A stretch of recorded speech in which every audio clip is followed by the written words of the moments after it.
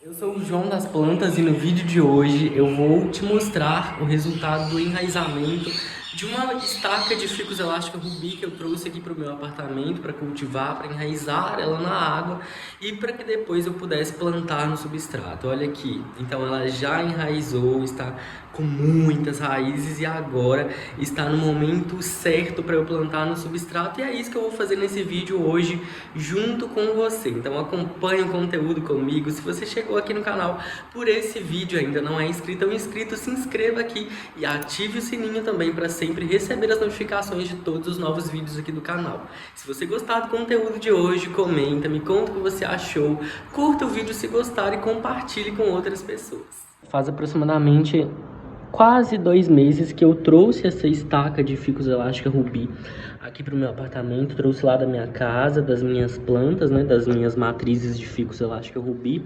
E aí, porque realmente eu quero ter algumas plantas mais específicas aqui no meu apartamento, né, algumas só. E o ficus elástica rubi não dá para não ter, né, gente? É uma planta que eu gosto muito, então eu precisava trazer uma muda dela. Eu trouxe então essa estaca, ó, com 2 folhas inteiras. Eu mantive elas porque elas não são tão grandes e eu percebi que elas não estavam desidratando, né? Geralmente a gente mantém uma folha só ou 2 folhas cortadas pela metade. A estaca tem esse comprimento, ó, mais ou menos uns 10 a 15 centímetros, uns 13 centímetros de comprimento, e agora ela enraizou, gente. Depois de muito tempo, ela realmente demorou para enraizar, mas agora ela enraizou e já tem uma massa de raízes ali suficiente para eu plantar no substrato. Também tem essa estípulazinha aqui, e hoje eu vou fazer o plantio. Olha só, vou mostrar para você uma outra planta que eu trouxe também, uma estaca. Eu fiz o enraizamento dela também do mesmo método desse aqui, né, na hidrocultura, e aí eu plantei da mesma maneira, gente. Essa aqui tinha apenas uma folha, se não me engano, ela tinha só essa folha aqui. Na verdade ela era uma ponteira, né, e então ela cresce assim bem bonitinha. Essa aqui também é uma ponteira, então vai ficar bem lindo. Elas vão crescendo assim já bem certinhas, ó, bem atraente, bem ornamental.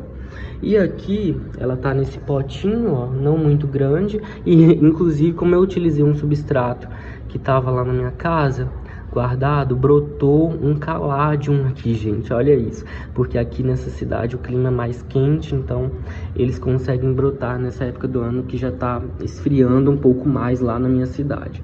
E olha que linda essa planta. Então é isso, gente. Vou plantar essa mudinha aqui agora junto com você. Bom, para fazer o plantio, eu separei alguns materiais que eu já tinha aqui no meu apartamento, coisas bastante improvisadas, já que lá na minha casa eu tenho materiais mais apropriados, né? Bem como a lona que eu uso para fazer os plantios das coisas, né, em cima do chão ou da mesa, que facilita muito. Mas olha para você ver como também é possível usar algumas alternativas simples que a gente tem, né, ao nosso favor. Então, como um papel, por exemplo, né, esse papel você pode usar também folha de jornal. E aí eu trouxe um substrato que inclusive estava com um brotinho de caladium ali, muito interessante, e que eu guardei para depois fazer o plantio. Gente, então eu tinha substrato à base de casca de pinos, né, rico em matéria orgânica, que é o que eu já utilizo nas plantas em geral, nos meus plantios, bem soltinho, aerado.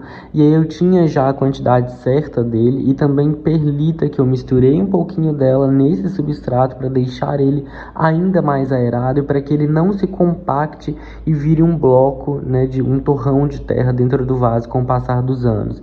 Então mistura isso, deixa a mistura bem homogênea, bem misturadinha, e aí eu vou utilizar também para fazer esse replante um vaso de planta desse tamanho aí, por exemplo, que é suficiente para o crescimento de um ficus por muitos anos.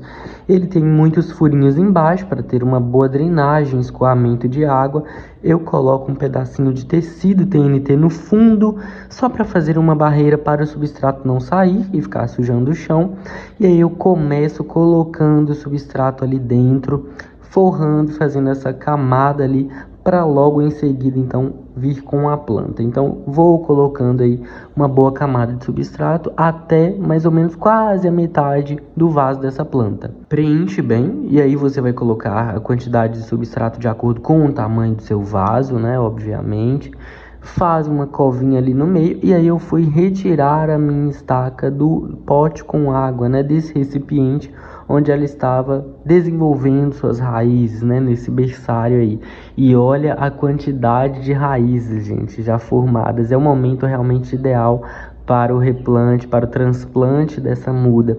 E aí só toma cuidado nesse momento de retirar a planta da água para a terra, tenha cuidado para não quebrar as raízes, porque elas são muito sensíveis, muito frágeis, fininhas, e elas cresceram, né, sem resistência, fora da terra. Coloque então centralizado ali no vaso. Esse mesmo replante vale para todas as outras mudas que você fizer. Centraliza, segura sua muda e vai completando com substrato nas laterais. Não tem muito segredo, né? É só esse preenchimento mesmo. E aí vai colocando até chegar lá na superfície assim do vaso.